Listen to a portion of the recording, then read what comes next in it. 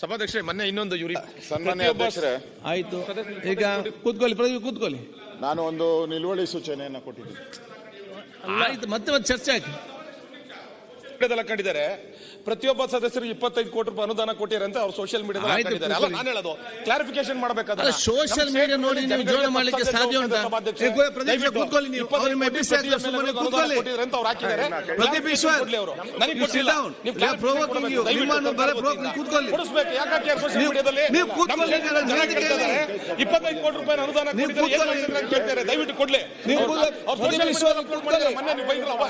Same day 25 ಕೋಟಿ ಅನುದಾನ ಕೊಟ್ಟಿದ್ದಾರೆ ಅಂತ ಹೇಳಿ ನೀವು ಹೇಳಿದಿರಲ್ಲ, ದಯವಿಟ್ಟು ಕೊಡ್ಲಿಕ್ಕೆ ಆಗುದಿಲ್ಲ. ಇದು ಛತ್ರ ಇಲ್ಲ, ಮಾರ್ಕೆಟ್ ಅಲ್ಲ. ಸೋಷಿಯಲ್ ಮೀಡಿಯಾದಲ್ಲಿ ಬೇರೆ ನೀವು ನೋಟಿಸ್ ಕೊಟ್ಟು ಚರ್ಚೆ ಮಾಡಿ.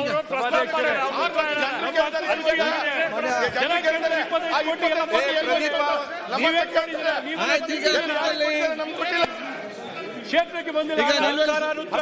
ಈಗ ಮಾನ್ಯ ಪ್ರತಿಪಕ್ಷ ನಾಯಕರು ತಾವು ಒಂದು ಪ್ರತಿಪಕ್ಷ ಅಲ್ಲ, ನೀವೇ ಪ್ರದೀಪ್ ಈಶ್ವರ್ ನೋಡೋದು ನನ್ನ ಮೇಲೆ ಪ್ರೀತಿ ಕೂತ್ಕೊಳ್ಳಿಯಪ್ಪ. ಅಲ್ಲ ಅಧ್ಯಕ್ಷರೇ, ನಾವು ಪ್ರತಿಪಕ್ಷ ನಾಯಕರು ನಿಂತಿದ್ದಾರೆ. ನಮ್ ಕೊಟ್ಟಿಲ್ಲ ಅಂತ ನಾವು ಹೇಳ್ತಾ ಇದ್ದೀವಿ.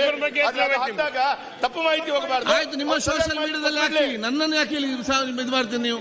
ಸರಿಯಾದ ಮಾಹಿತಿ ಕೊಡ್ಬಿಡ್ಲಿ. ನೀವು ನಿಮ್ಮ ಸೋಷಿಯಲ್ ಮೀಡಿಯಾ ಹಾಕಿ ಬಿಡ, ಕೊಡ್ಲಿಲ್ಲ ಅಂತ ಹೇಳಿ. ನಾವೇನ್ ಹೇಳ್ಬೇಕು? ಸನ್ಮಾನ್ಯ ಅಧ್ಯಕ್ಷರೇ,